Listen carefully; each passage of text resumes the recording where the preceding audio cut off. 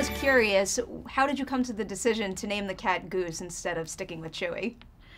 I don't, you know, it wasn't. Speak to that? No, it wasn't a big thing. It just felt like Star Wars was so part of the culture that it just felt like we wanted to remove it a little bit. You know, the nostalgia for the Star Wars movies, which there are so many of around us. You know, when we were kids, Star Wars felt like it was something from the 70s and 80s, and I think that was the spirit of Chewie from the comics. But we felt like we wanted to sort of just slide away from that slightly. Yeah, and just the idea of having a reference that would have been so specific to Carol Danvers' past, as her past in the movie itself, being a pilot in the 1980s when Top Gun was out, and having a reference that felt a little bit more specific to her, whereas Chewie, when the comics were being written, was a very specific reference in time, but now with like all the movies out, it feels, you know, more contemporary and not so specific to her past. Understandable.